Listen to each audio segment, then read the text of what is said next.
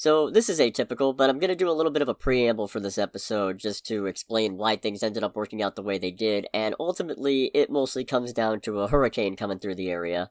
Fortunately, both fine, everything's good, but originally the intent with this episode was to talk about the Lego Batman movie as a tie-in to Piece by Piece, the biopic movie about Pharrell Williams, whose name I realize we end up mispronouncing this entire video apparently, because it's also made in Lego.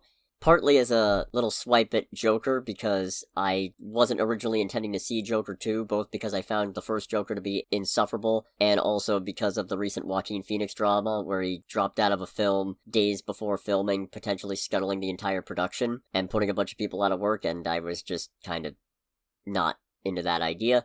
But then a couple of things happened, the first of which is that I had a really rotten week last weekend, and so I decided, you know what the heck, I'll go watch Joker 2. I could use the catharsis. And then, Hurricane came through the state. That's also why we ended up delaying the podcast and Poorly Explained Comics, because Storm Prep took precedence, obviously, so didn't have time to throw those together. But the worst part is, relevant to this episode at least, and the joke contained therein, is that because of power outages, and most of the movie theaters around us not being available / us having other things to focus on than going to see Piece by Piece, we didn't get a chance to see Piece by Piece this weekend, which means that, ultimately, this is actually just a tie-in to Joker 2. So I guess, when all's said and done, the joke's really on me. Anyways, enjoy. Hello everybody and welcome to another episode of Synema Cinergy, because for every halfway original idea, there's a studio willing to do it again, and again, and again. And again a little bit more, but this time with moxie. Gumption and chutzpah. Chutzpah? Plastic shitza. That certain je ne sais quoi. Je ne sais brick, if anything. Anyways, I'm Cody, aka the Scarlet Troll. And I am Greg, aka Greg. And this month was a difficult choice, because at first I wanted to do Joker, because I don't like Joker, and I thought, you know what, this might be fun. But as we got closer to the release of Joker 2, and as Joaquin Phoenix dropped out of another movie with no explanation 5 days before filming, costing a bunch of people jobs and wasting a bunch of money, yes, I realized, I really don't think I want to see this movie, so why am I going to subject myself to watching Joker again? So then I pivoted to Venom, which was the front runner up until a couple of weeks ago, when I realized, wait a minute, hold on a second. There's a Lego biopic movie of Pharrell Williams. Pharrell Williams? How do you pronounce it? Pharrell Williams. Pharrell Williams, sure. Thank you. Yes. Coming out this month as well. So I realized, oh, you know what? That's all the excuse I need to talk about one of the Lego movies. And then I thought, you know what would be really funny? If we did Lego Batman. Yes, indeed. If we covered a wonderful movie that has one of the arguably most toxic relationships in animated movie history. That's a bold claim. There's a lot of animated movies out there, but... Well, I don't know. It's been a while since I've watched any of the old Disney movies, so there's probably something out there that I can't remember right now. I don't even mean Disney. I mean, I'm sure there's probably some animated foreign non-English movie where there's some messed up stuff going on. Wait, nope, that's right. I realized I'm wrong. L Super B still exists. Never mind. I'm not sure. I think Lego Batman might beat... none of the relationships in that... We're not here to talk about that one! At least not to that degree. No. I think it's really funny, and this might be a sacrilegious statement, but somehow... Oh boy. This is the best Batman movie we've ever gotten. I would say for me it's number 2 behind The Batman. I don't know, I feel like as an encapsulation of Batman as a whole, like as a gestalt Batman movie, and not an adaptation of one specific tonal incarnation of Batman, this is the best one. Which is crazy, because somehow it's also the least Batman. Yeah, just a little bit. Because, I don't think this counts as a spoiler, this movie has Batman fighting Lord Voldemort, King Kong, the shark from Jaws, Gremlins, and Daleks in it. Yes, and also the giant eye thing. Oh yeah, Sauron. No, somehow this is the least Batman movie, but also the most Batman movie. It's got brooding, it's got wacky campy comedy, it's got relationship drama. It's got the most horrific narcissism on the planet. He's horrifically self-centered. It's kind of disgusting. Yeah, just a tad. Batman, I feel like, is traditionally selfish, but selfish in a way that ultimately lands on trying to protect people. This one is just kind of a major dick. Yeah, this one's just Batman because he can be, and because being Batman gives him a sense of accomplishment. Yeah. But it's really funny to watch, because it would be insufferable to deal with in real life, obviously, but he is hilarious. Oh yeah, he is great. I was shocked when I realized that it was Will Arnett, in all honesty, but replaying certain scenes, like, yeah, only Will Arnett can have that kind of energy, and also pull off such a great, but also deeply uncomfortable, deep laugh, too. I can't even do it. You mean the second password that was Alfred Butler? With two T's? With two T's. Ah! It's like, oh my fucking god. Just him sitting alone at home watching Jerry Maguire. Yeah. What a weird movie. This is just a weird movie, which is why I think this is kind of the perfect Batman encapsulation, because it's just so strange. And the fact that they managed to cram basically the entirety of Batman's history into this movie, and it doesn't feel weird. Yeah, while also shoehorning a bunch of... Well, I imagine it goes under the same category, but shoehorning a bunch of things that DC has done that any reasonable person is like, none of these are real. And then they just clap back. It's like, nope, they're all real. They're probably worth a Google. I love that bit. Just Joker listing off every obscure Batman villain you could possibly think of, and somebody going, you're making some of those up. Nope. Yeah, it's like, nope, these are all real. I remember looking up Condiment King, because that was one where I couldn't believe that was real. And also, I'm blanking on his name, but the one who they show him holding an astrology book. Calendar Man? No, not... You just reminded me that Calendar Man exists. Yeah. No. I remember, looking it up, too, again, for this one. Oh, Zodiac Master. The Zodiac Master, yes, thank you. Also real. Yes. Crazy. No, so the premise of this movie is Batman has managed to save the city from Joker and all of his villains at once. For the umpteenth time. For the umpteenth time. In the process, rebuking the Joker's claim that Joker is in fact his greatest enemy. You know what? You know what? Crazy respect to this movie. This is the least straight, I think, a Joker has ever been in a mainstream Batman adaptation. Oh, this Joker's hella gay. There is nothing wrong with it, but it is just one of those things where it's like, wow, we are cutting for it right away, and honestly, I am all here for it, because it is ultimately kind of funny. They could not have made it any more explicit without having to remove the movie from several countries. Exactly. But they got away with it, which is amazing. God, this movie is very, very, very homosexual in tone. And I love it. I'm so here for it. Yes, indeed. But in the process of thwarting Joker, I guess not in the process of thwarting Joker, but after thwarting Joker for the umpteenth time, a number of comedic happenstances ensue. Batman ends up accidentally adopting orphan Dick Grayson. Mm-hmm. Commissioner Gordon gets replaced with his daughter, Barbara Gordon, who graduated top of her class from Harvard for police, which... Which is just like, I'm sorry, what? I don't know why that particular bit stuck with me so bad, but I've been giggling about it every time it pops into my head. Honestly, it's one of those things where I forgot about it, and it's just, oh yeah, that was a quick quip. And then during that first bit where Joker shows up at the gala, she rips off her dress uniform or whatever, and has an armored uniform that just says Harvard for police. And, oh, that's right. We go a little hard into the paint with this, don't we? So good. Yes. Anyways, Joker ends up turning himself in as part of a convoluted scheme to get himself sent to the Phantom Zone, or as they call it in the movie, the Phantom Zone!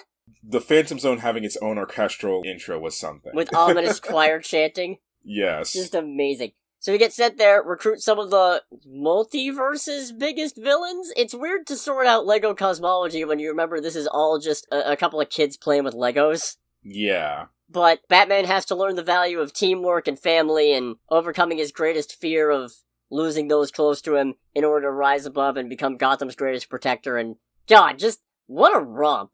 What a ride. What an absolutely crazy time this is. And the details. Okay. You know what my favorite mind-blowing detail of this movie is? Mm-hmm. I had to have it pointed out to me, and I haven't been able to look away from it ever since. When Batman and Robin are breaking into the Fortress of Solitude, and Yes. Batman breaks out the good idea counter to say that nobody's had a good idea except Batman. Yeah. There is a human-sized thumbprint on that display monitor from somebody clicking the pieces into place. Oh, I might have to replay that. It's I the missed most... that totally. Because all the Lego pieces have scuffs and dings and little scratches worked onto them, and that's all crazy because this movie was not made with physical Lego. It was made using the Lego digital design program to simulate real Legos. Okay, you just lost me a little bit. This is not a stop-motion Lego movie. Oh! None of them are. I knew that. I thought they were all, like, CGI. Yeah, but they had to CGI all those imperfections on there is the point. Like, that thumbprint. Oh. That thumbprint is not there because it's not an actual Lego piece. It's a computerized recreation of a Lego piece, and they put that thumbprint on there. Oh my goodness. So that means maybe they scanned the thumbprint or something. That is wild. I don't know what they did, but it's just such an attention to detail. It's mind-boggling. It breaks my brain just thinking about it. It's nuts. It's nuts, Jerry. You want to get nuts? Come on! Let's get nuts! Let's get nuts!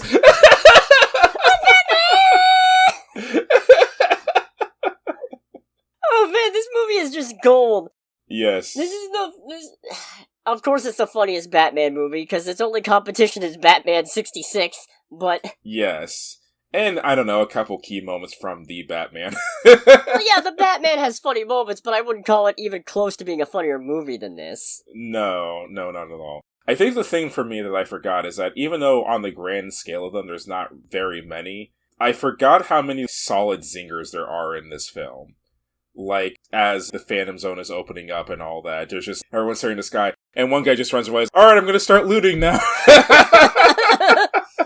And also, when we get to the Justice League party, and they're trying to say, it's like, oh yeah, no, sometimes we have issues getting Superman's emails, and then Green Lantern just goes, yeah, I haven't gotten Superman's emails in years! And he's so sad about it, and Superman just rolls in with, great call, GL, great call. Wow, that's I feel like that's a joke with layers. Is that your son? No, that's just weird. It's weirder if it's not your son. Yeah. And there's also some of the little details in this, like the fact that Batman is a billionaire who doesn't pay taxes, but he still gets Penny Saver and Bed Bath & Beyond coupons in the mail. Yeah, no. Just the shadows when he's standing in front of the lobster thermidor in the microwave waiting for it to heat up. That was cool. I actually really like that. That's one of those dumb attention to detail things that no one really needed, but it's really cool, and it plays out really well in that moment. Yeah, no, the animators did not have to go that hard, but they absolutely did. Yes, indeed. Nuts. Nuts, indeed. The cast is also great. Will Arnett, like we've said, good Batman, but Michael Cera does a really good Robin. Ralph Fiennes as Alfred. Oh man. Not only good, but also really good at selling some of the more serious moments. Yeah, yes, indeed. But also just, like you said about the zingers, the Alfred, you've been watching too many Lifetime movies and drinking Chardonnay. It's Pinot Grigio. Did not have Alfred as wine dad on my bingo card. Wait, why are you letting him in the Batcave? I'm not letting him into the Batcave. I'm letting him into your life. Through the Batcave. And then Zach Galifianakis, if you had told me prior to this movie that Zach Galifianakis was going to be a damn good Joker, I wouldn't believe you. I would have said, oh yeah, he'll probably be an alright Joker because it's actually really kinda hard to fuck up the Joker. Stares at Jared Leto. But, yeah. No, honestly, you know what? I think I might move him up towards, he's not the best Joker, but he's on the podium, I think? Yeah, he's up there. I enjoyed the small bit of intra-DC conflict. Yeah, we should have all the other villains help us get the villains to fight the villains. That's a stupid idea. And then he does it anyway. I mean, they do it anyway, but it's the thing of, like, that's really funny considering the Suicide Squad came out the year before this. Yeah, look how that turned out. I mean, it made money. It made money. Yes. Oh boy, did it make money. Yes, indeed. I also want to point out it was directed by Chris McKay, who would go on to direct Renfield. That explains a lot, honestly. Doesn't it? Oh, also, I forgot, Rosario Dawson. Really good Batgirl. The only problem I have with this movie is Batman being attracted to Batgirl. I don't like it. Yeah, just a little bit. It's the thing of when that happens, like, dog, that's your best friend's daughter. Fuck off. I'll give them a little bit of credit in that most of the problems I have with the Batman-Batgirl relationship, and I hate that that is a thing that actually exists in some media, so I have to treat it with any kind of legitimacy. Most of the problems don't exist in this version, because Batman and Commissioner Gordon don't seem to be all that close. However, there's still a massive age gap because Batman's been operating since at least the 40s? Yeah, absolutely. Who knows, maybe Batgirl is secretly 70, but... It's just... I forget exactly what it was, but there was something about him doing it for 90 years, and I just let out the line of, oh, they're gonna have him doing this until he's 90. Good job. Yes. Oh, also at that point, one of the better spit take jokes I've ever seen. With the just, as soon as he hears something he doesn't like, waiter, yep, can I just, oh, of course, thank you very much. Yes. Takes a sip, spits it out, what? Yeah, it's like, alright, that's a little long, but you know what, I respect it, that's good. No, it's crazy how this feels like I said, I think this is probably the best encapsulation of Batman, and yet it's also still solidly a Lego movie sequel. Yes. Because you've got Master Builder stuff, you've got the reference to the Endless Abyss.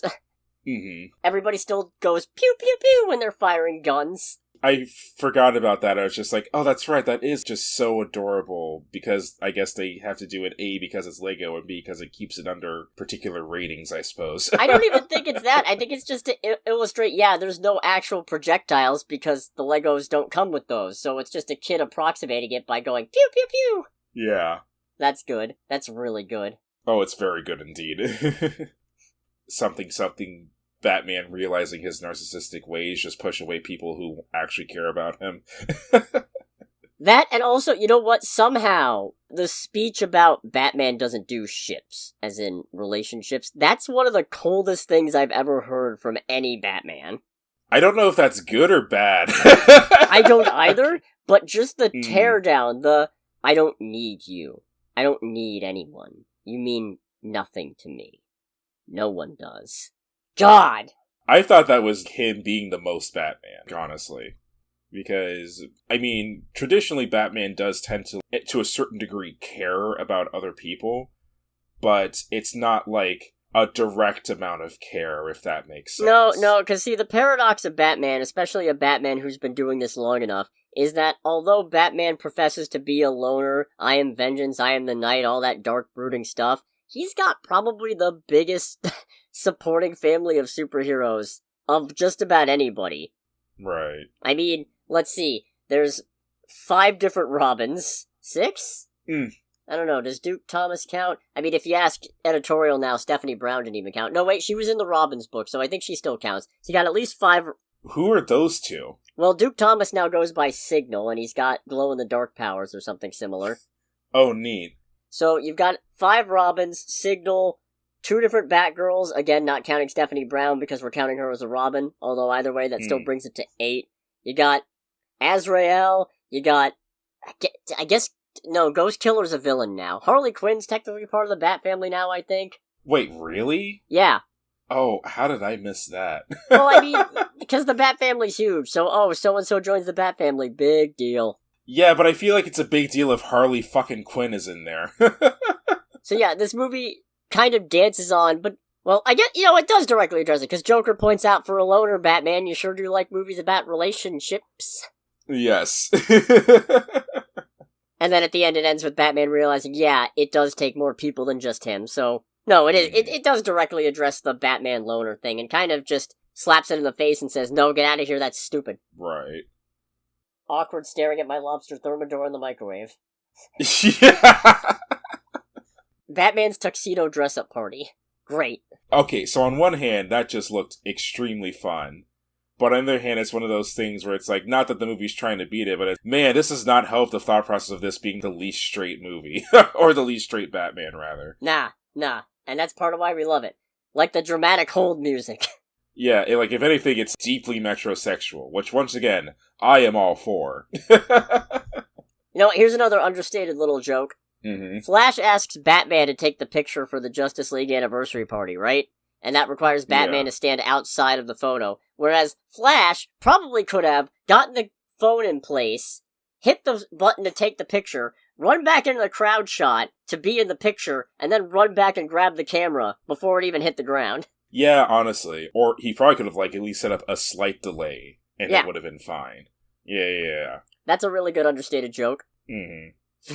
Physicalizing the Pythagorean theorem.